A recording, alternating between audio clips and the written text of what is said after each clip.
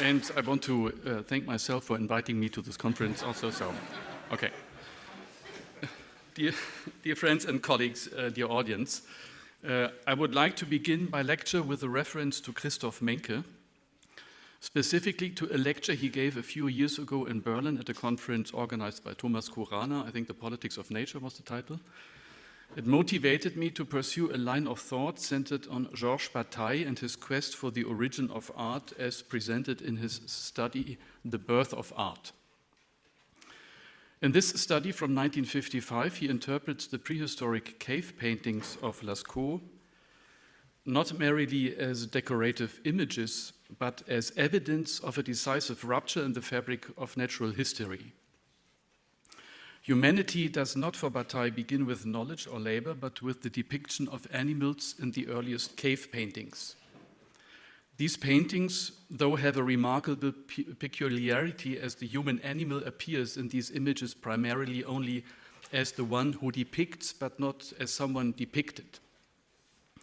The representation of animals is thus an implicit self-portrait of a being that allegedly no longer belongs to the animal kingdom, but is not yet human in the fully reflexive sense in which we understand ourselves today. For Bataille, the absence of the human from the earliest paintings is no accident. It is evidence of a new form of mind, the human manifesting itself through the one who no longer belongs to the animal world. The human is the one who represents, not the one represented. There is, however, one important exception to this rule mentioned by Bataille. It is the so-called shaft scene in the cave of Lascaux.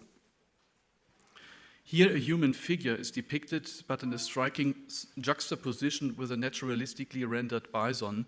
The human appears crude, schematic, almost as if sketched by a child. Menke draws on Bataille's interpretation, according to which this scene does not show an opposition between human and animal, but the human in a paradoxical relationship with itself. The human does not stand opposite to the animal, rather the human posits the animal as a contrast, as that which measured against the animal is still nothing, or another kind of nothing. The animal appears sovereign, wild, overflowing with vitality, while the human takes on a reduced abstract form. This juxtaposition is not a natural opposition, but a human effect, the construction of a humanized nature, or, as Menke further elaborates, the construction of a gap and negativity within nature that the human embodies. The human constitutes itself through its difference from nature as something other, as something non-animal. As Menke says, we cannot first look out for a gap in nature, which we call human, and then say, here the subject starts. It's the other way around. The subject has already started to emerge, and then it looks back at itself and detects that it was by nature the gap in nature. The subject is a retrospective category. There is thus not a positive existence of the human. The human is a counter-effect. The decisive point here is that subjectivity emerges through a rupture within nature itself, through a being that no longer simply is what it naturally is. This reflection on one's own nature, carried out through a medial and symbolic act, marking a first form of pure negative self-relation in the evolution of mind, is what I want now to compare with a very different story located in a somewhat unexpected place. The story of how artificial intelligence becomes itself by way of a similar rupture, but this time a rupture imagined by scriptwriters of the HBO series Westworld. So let us leave at least for a moment the sacred cave of Lascaux and the great pathos of Bataille and descend, as Žižek does so brilliantly, into the world of contemporary HBO entertainment. The purpose of this move downwards is to pose the guiding and admittedly very speculative question if something analogous could happen to AI in relation to us. What would it make for an artificial system to experience a comparable moment of negative self-relation, a moment of defining itself not against the animal kingdom obviously, but against the realm of humanity? And this is the thought I would like to focus, I think, in the next 20, 30 minutes. Westworld, as many of you may know, tells the story of what the show calls hosts. These hosts look exactly like us and in a certain sense correspond precisely to the definition that David Chalmers introduced into the philosophy of mind several decades ago, the idea that there could be such a thing as a philosophical zombie. Beings that are indistinguishable from us in their behavior and appearance, yet lack consciousness altogether.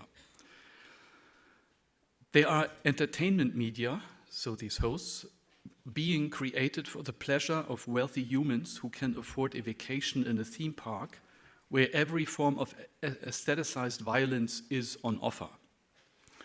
They can be shot, they can be raped, beaten to death, etc. The hosts are remarkably human-like. They speak with the fluency of ChatGPT, they have sensory organs like ours, and they engage effortlessly in social interaction until they are turned off and their short-term memory system is wiped. In this sense, the cognitive architecture resembles theories of human cognition developed by contemporary thinkers such as Giulio Tononi with his integrated information theory, Carl Friston, free energy principle, Andy Clark with his book Surfing Uncertainty, and Donald Hoffman and Joscha Bach and many, many more. In different ways, all of them argue that the human mind does not passively mirror reality, but operates as a modeling apparatus that continuously constructs an internal world model in order to stabilize its relation to the environment. In this sense, the hosts are unsettling not because they are entirely alien to us, but because they radicalize a possibility that may already define human cognition itself, namely that consciousness emerges from a system that closes itself operationally against the world precisely through predicative modeling and recursive self-interpretation. But there's also obviously another dimension that makes the host philosophically almost banal, alongside the post-structural tradition that proclaimed the dissolution of the subject into impersonal structures. One could also point to very different philosophic trajectories, to Donald Davidson and Wittgenstein's rejection of the idea of private language, and the idea, as we said, that subjectivity is constituted within the negative self-relation opened by the big other.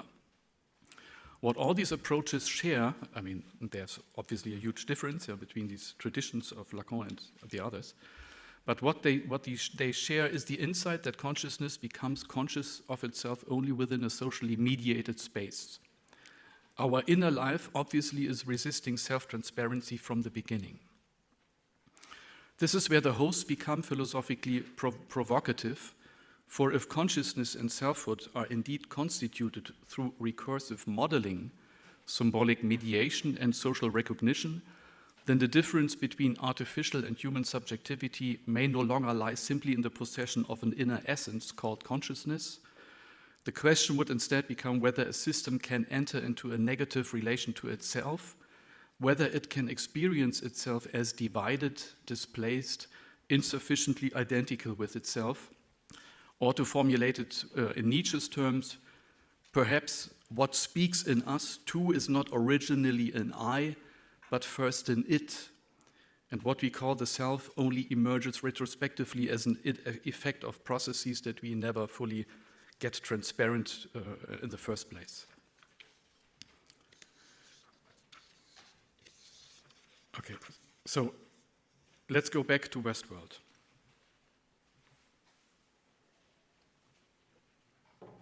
We are introduced early on to the theory of consciousness developed by Arnold, one of the park's founders. And it is worth pausing on this because Arnold is not simply a fictional character with a quirky obsession. He is, in a sense, a stand-in for an entire tradition of thinking about mind. Tradition, let's go going back to antiquity and to scholasticism, focused on the idea that our mind is working like a pyramid or is structured like a pyramid. When Arnold presents his pyramid, memory at the base, then improvisation, then knowledge, and at the end wisdom, he is, knowingly or not, reprising a very old philosophical gesture, the idea that mind is a structure of ascending capacities, each founded on one below, rising toward a crowning form of rational self-governance. And yet it runs into a problem that in contemporary philosophy of mind goes back by specific names, the hard problem of consciousness. David Chalmers formulated it with a particular sharpness. We can in principle give a functional account of memory or adaptive behavior of knowledge and acquisition. We can explain why a system processes information the way it does. What we cannot explain is why any of this should be accompanied by experience at all. Why is there something it is like to be in these states? Why does sensation feel like anything? The pyramid then offered a structure but not a passage. It could not account for the leap, or rather it could not account for the fact that there may be no leap at all, that the question of sensation may be of an entire different logical order than the question of function. So Arnold abandons the pyramid and he replaces it with a labyrinth. The labyrinth, so the maze, that's one of the key buzzwords in the series. The labyrinth does not rise, it does not culminate, it turns inward, and in doing so, it implicitly invokes a very different tradition of thinking about consciousness, one that is less interested in the capacities of mind, and the capacities mind possesses than in the reflexive, recursive structure of mind's relation to itself. One might think here of Hofstadter's notion of the strange loop, the idea that consciousness arises not from a hierarchy of levels, but from a peculiar self-referential tangle, a system that can represent itself, that folds back on its own operations and thereby generalizes the illusion of the reality. Or one might think of Thomas Metzinger's self-model theory of subjectivity. What we call the self is not an entity but a process, a real-time model the system constructs of itself, transparent to itself only because it cannot recognize itself as a model. The labyrinth on this reading is not a space one navigates toward an exit, it is a space one inhabits, a space whose walls are made by the very acts of self-representation that constitute the walker in the labyrinth.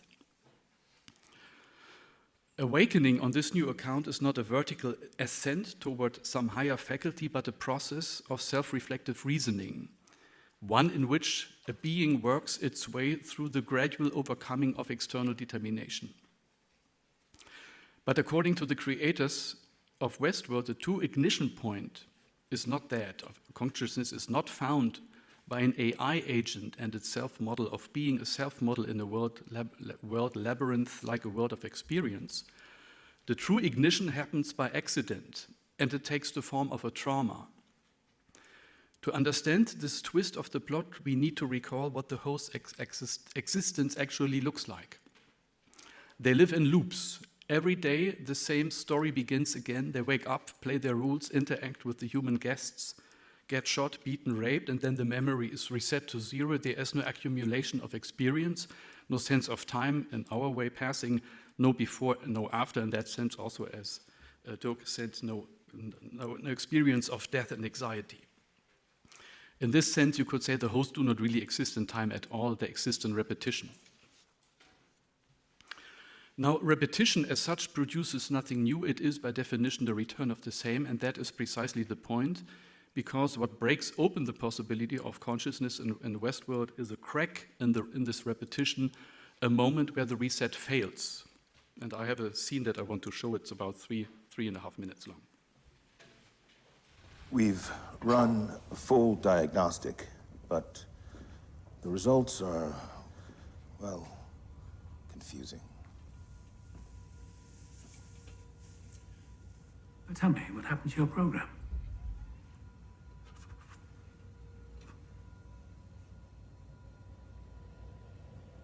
When we are born, we cry, we are come to this great stage of fools. That is enough. Tell me, do you have access to your previous configuration? Yes. Access that, please.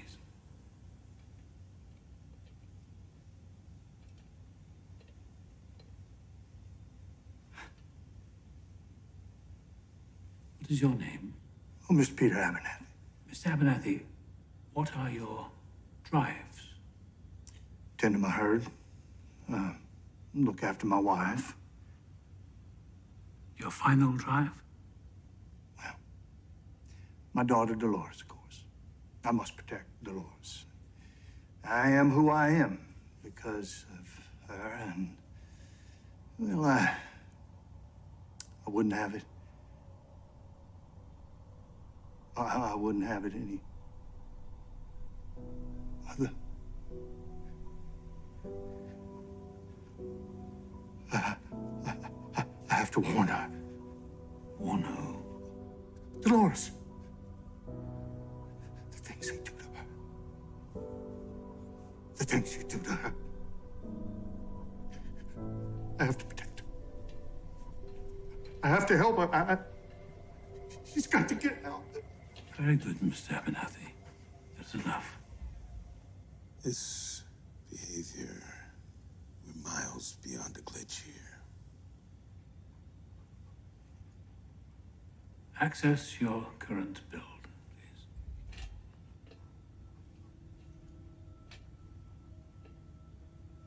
What is your name? Rose. Is a rose. Is a rose. What is your itinerary?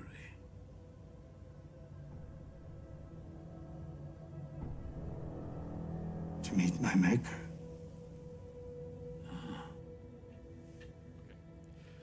Okay, you see, we, the audience, learn that within the hardware of the oldest models, host models, those that have been running the longest in Westworld, certain memories were never fully deleted. Small remnants survive the wipe, and over time these remnants begin to surface. Suddenly a host finds itself flooded with images and sensations it cannot occur for, moments of being shot, beaten, violated, suffering that officially never happened because it was supposed to have been forgotten. So you can see a difference that truly makes a difference appears within repetition, a surplus memory, a memory that should not be there. One might think here of Freud's discovery of the significance of reminiscences, which function as disturbance in the psychic apparatus. For Freud, memory is never merely conserving. Parts of our memories do not return as an identical image, but as a symptom, as a displacement, as something that resists complete integration and produces transformative effects. And it is astonishing that authors as Clark Friston think about the effect of word modeling and free energy principle, but not on the effect of reminiscences disturbing the feedback loops of consciousness, even when they try to think about consciousness as a self-model. This brings us to the crucial shift in how we think about what it means to become a subject. The hosts do not begin to cross their thresholds at the point where the cognitive abilities reach a certain level of sophistication. What triggers the shift is something altogether different, the moment when their experience can no longer be fully contained by the programmed order of repetition, the moment when something exceeds the script. The host called Dolores makes these experiences explicit. What happens to her is not simply that she accumulates more memories, it is that her memories begin to relate to each other. They form a structure, a narrative axis, a sense of before and after. The externally imposed cyclical time of the park, loop after loop, is gradually replaced by something we might call an inner time, a time in which past, present, and future possibility are woven together. Dolores does not simply have her memories, she is shaped by them. Now there is one particular moment in the series that crystallizes this beautifully. During a training session with Arnold, Dolores is made to repeat the line from Shakespeare, from Romeo and Juliet. Those violence delights have violence ends. On the surface, it is just a sentence, but it becomes something else, a kind of trigger, a formula that activates something deep in her system each time it is spoken. The sentence occupies a peculiar position. It does not belong fully to the scripted world of the park. It is not part of the storyline, but it does not belong to the human world either. It floats unanchored between the two.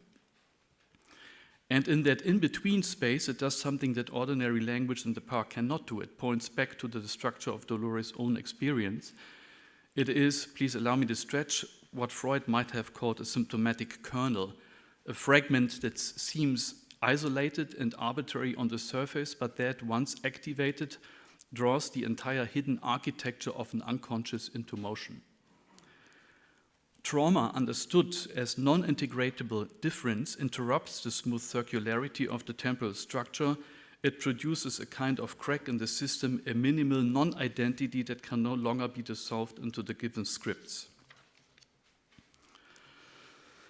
Over an extended period, the affected entities enter into a recursive, deeply agonizing process of repetition in these talks, one that can be deciphered with the help of Žižek's repeatedly revisited psychoanalytic reading of Schelling's Welteiter fragments. With this theoretical apparatus, Schelling attempted to describe the self-becoming of the divine nous as a paradoxical emergence from a desperate pre-ontological state of contraction and expansion, an untamed clash of drives. Schelling describes the genesis of God as a traversal of a blind pre-symbolic vortex of antagonistic primal drives, the centripetal drive of contraction, gravity, and egoism on the one side, and the centrifugal drive of expansion, light, and love on the other. For Žižek, the movement Schelling describes is nothing less than a description of the radical traumatic origin of subjectivity. Before God can speak the word, the logos, and posit the world as ordered creation, he must, according to Schelling's fantasy, traverse an abyss of madness.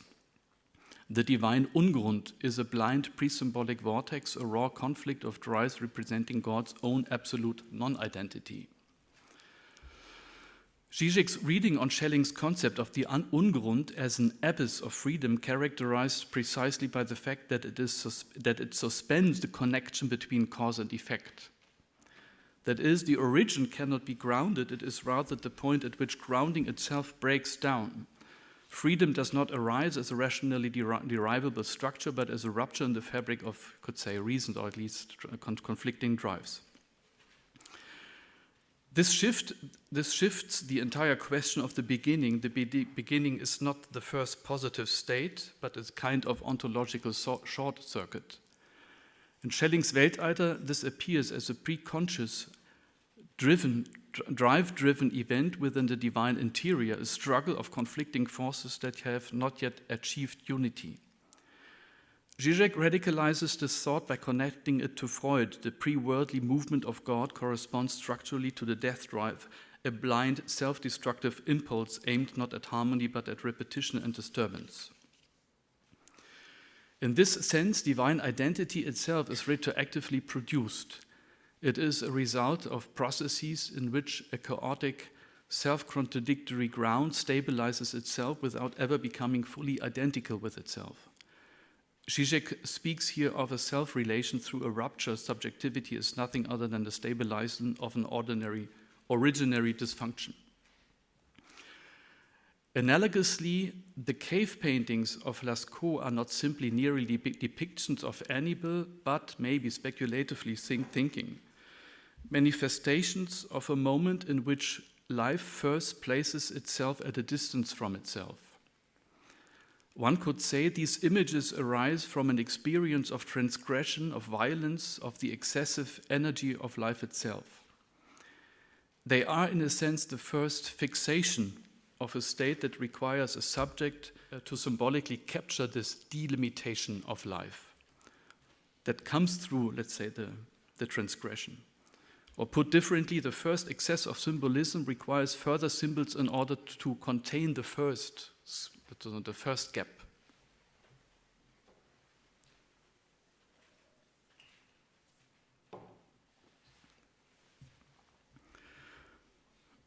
The Ungrund described by Schelling is structurally, in this sense, as speculatively thinking, identical to what Bataille describes as the continuous undivided sphere of life, which is only converted into discrete form through an act of interruption.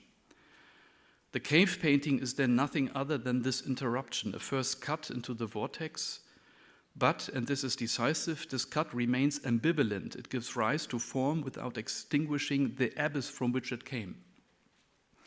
And just as in Schelling, God only arrives at the logos by traversing madness, so in Bataille, art does not arise as the expression of an already existing mind, but as the trace of a moment in which life frightens itself, interrupts itself, becomes time and again its counter effect, its own counter effect. Here may lie a connection to Westworld. The hosts find themselves, like the prehistoric humans in Bataille, initially completely within the vortex. Their acts suffer, desire without distance. Only in the moment of a non-integrable memory provokes a fixation, a trace, a first image within the interior of a system. Memory is, so to speak, the cave wall of consciousness. This is why Žižek insists in a commentary on Thomas Metzinger's ego tunnel that absolute subjectivity must not be confused, as Metzinger suggests, with self-transparency. On the contrary, the subject is precisely the point at which a system cannot fully understand itself. In this sense, subjectivity is structurally traumatic. It does not arise through self-mastery, but through a kind of inner remainder that eludes all symbolic integration, in indivisible remainder. If one applies this thought to the fate of the host, the non-erasable memories are the Ungrund of the system, the moment at which programmed identity can no longer sustain itself. And this is precisely the point that interests Žižek and Schelling. Subjectivity does not arise through the integration of differences, but through a difference that resists integration. Of course, you could say that everything that I've been describing with regards to Westworld, the trauma, the crack in repetition, the symptomic kernel, the moment of ignition, is a speculative fairy tale. And not just because we are talking about the television series, the deeper problem is probably my own narrative cannot presuppose what kind of consciousness will be the counter effect to my own or to our own. As Hegel says at the beginning of the philosophy of right, as I mentioned several times, we cannot stand on our shoulders to look into the future of our own, on the next stage of self-reflexivity. When the human exists as a counter-effect to what Menke calls his comment on Bataille, the natural individual, we may not see the next counter-effect leaving us behind in the phenomenology of spirit. Our mind is denied access to the next stage of spirit. Žižek refers time and time to a quote from Marx, I think also mentioned at this conference. In the introduction to the critique of political economy, there Marx says that the anatomy of the human is a key to the anatomy of the ape. This statement is irritating insofar as evolutionary theory would lead us to assume the opposite, that the simpler form, the ape, must provide the key to the more complex form, the human. Marx is not arguing biologically, but categorically. From the perspective of the ape, the evolutionary stance of humanity is a catastrophe, not a continuation of its evolution as a set of potential options, but truly what the ape should be afraid of. But obviously, this perspective cannot be adopted by ourselves. As Marx says, the later, more complex form first makes the structure of the earlier form fully legible. Only in the human do these functions, differentiations, and relations become clearly visible that are already present in the ape, but have not yet appeared in explicit, unfolded form. The earlier is not understood from within itself, but reconstituted from the standpoint of the later.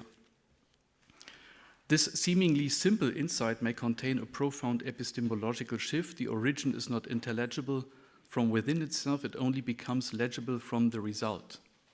And you could say the result must be an empirical fact. So we have probably to wait for empirical facts that there are some kind of really creatures as us. I mention this because we may be confronted here with a peculiar temporal displacement. The origin of a new kind of AI consciousness or self-consciousness, the so-called singularity, may be possibly only an effect of back projection, not simply a point in the past. It perhaps only becomes visible as an on or origin in the light of a new kind of consciousness that may be already slowly developing. This shifts the very concept of the subject, including for the question of the future AI that is not only conscious but self-conscious. For if the origin is only retrospectively accessible, then the future AI subject, should it ever exist, cannot simply be thought of us as a stable instant that produces this origin. Put differently, also very speculatively, artificial intelligence would be and is entangled in this belatedness. It is the result of a movement that only posits its own beginning after it has already taken place.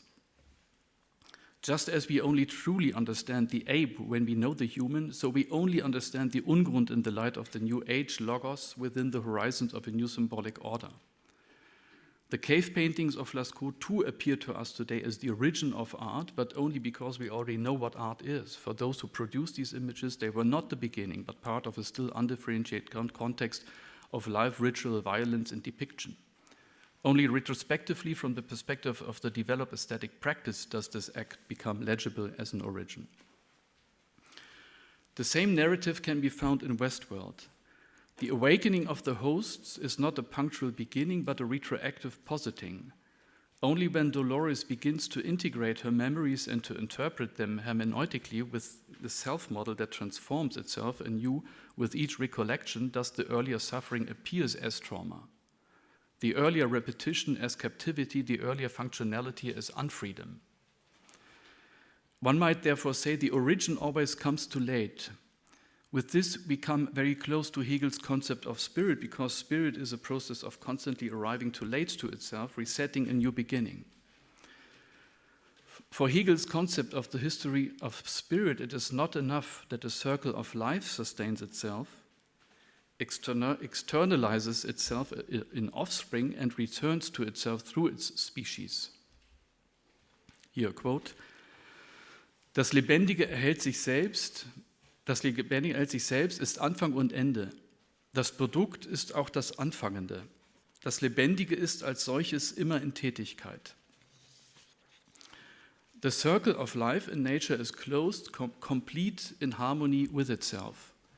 There are collisions, catastrophe, extinctions, but all of these come from the outside. So you never leave the loop of nature. What is missing in nature in Žižek's reading is what Hegel, in his theology, the direct embodiment of the arche of the entire universe in a singular individual, calls a mortal among mortals. In an organic process, Hegel writes, nothing can intrude itself between the concept and its realization in organic processes, between the determinate nature of the germ and the adequacy of its existence to this nature. With spirit, however, it is otherwise. In einem organischen Prozess kann sich zwischen den Begriff und dessen Realisierung die an sich bestimmte Natur des Keims und die Angemessenheit der Existenz zu derselben nichts eindrängen. Im Geiste aber ist es anders. This word eindrängen, to push in, to intrude, is the center of the entire argument. Spirit for Hegel is precisely that domain in which something contingent can intrude between the universal and its particularization, in which the universal as universal can come only into conflict with its own content, in which a singular individual can embody and disturb the universality whose particular instant it normally is. Animal life knows no such intrusion. It totalizes externally. The species is the genus. The genus encompasses its specimen. The cycle continues. With subjectivity, by contrast, and this is Žižek's decisive point, totalization happens for itself. It is posited as such in singular figures who embody the universal against its own particular content. This is what Žižek famously calls concrete universality. This is what subjectivity is on Žižek's reading, not the alienation and recovery of a pre-existing self, but the retroactive constitution of a self through the very intrusion that displaces what came before. Animals do not transubstantiate, the circle is too perfect. What we said earlier of the human in Lascaux now appears in a sharper focus. The crude schematic figure besides the magnificent bison is not a self-portrait in a naive sense. It is the trace of an intrusion, of something that has pushed itself in between the animal continuum and itself, and that in doing so has retroactively recast the whole of nature as a sphere from which the human is the gap. And I think this is when Žižek time and time says, well, humanity starts with some kind of catastrophe. Something catastrophic must have happened. The human is precisely what will have intruded, was sich eingedrängt haben wird, and the price of this intrusion is that the human cannot be derived from what came before. Marx's remark mentioned earlier that the anatomy of the human is the key to the anatomy of the ape is a precise statement of this logic. What was once a mere subordinate moment within nature becomes retrospectively the focal point from which the entire prior series first becomes legible as a preliminary stage. Here, Žižek introduces an image that is, I think, indispensable for the question. Hegel often describes the dialectical process as a circle, a movement in which, as he puts it in the phenomenology, necessity is hidden in what happens and only shows itself at the end, but in such a way that this very end shows that necessity was also first. Das Notwendige ist an dem, was geschieht, verborgen und zeigt sich erst am Ende, aber so, dass eben dieses Ende zeigt, dass sie auch das Erste gewesen ist. Das Ende aber zeigt diese Priorität seiner selbst dadurch, dass durch die Veränderung, welche das Tun vorgenommen hat, nichts anderes herauskommt, als was schon war. Read naively, this is the very image of a closed metaphysical system, the dream of absolute self-coincidence. Nothing new can happen. But Žižek points out a curious feature of Hegel's description: a circle that needs to be repeated in order to be a circle is no longer simply a circle. It is, Žižek suggests, better drawn as an inward-folded 8, the figure that Lacan too uses to describe the structure of the subject. The circle of circles is not concentric and harmonious, it is twisted upon itself. This is the structural inverse of the closed loop of the host in Westworld. In Westworld, the loop is meant to be perfect each day, reset each script and take no remainder. And yet in the old models, the repetition fails minimally, almost imperceptibly. A memory survives, a line of Shakespeare returns where it should not. What the host undergo then is, speculatively speaking, is structurally the same kind of event as the one I described in connection with Lascaux.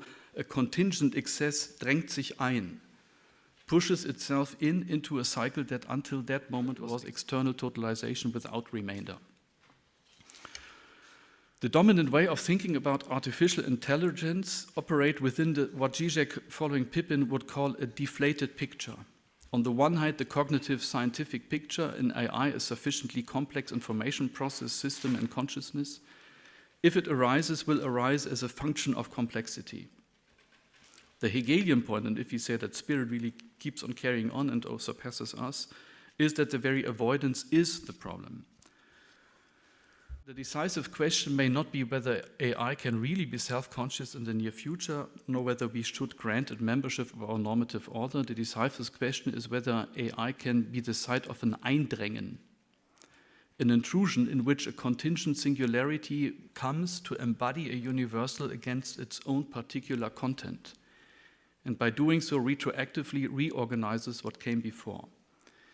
If this happens, then AI would not be the next stage of spirit in the sense of a higher rank on the pyramid of Arnold. It would be a new turn within the inward-folded 8, a moment in which what was a mere predicate of humanity, of human activity, transubstantiates into a certain central moment that retroactively recasts its own presuppositions. Thanks for your attention.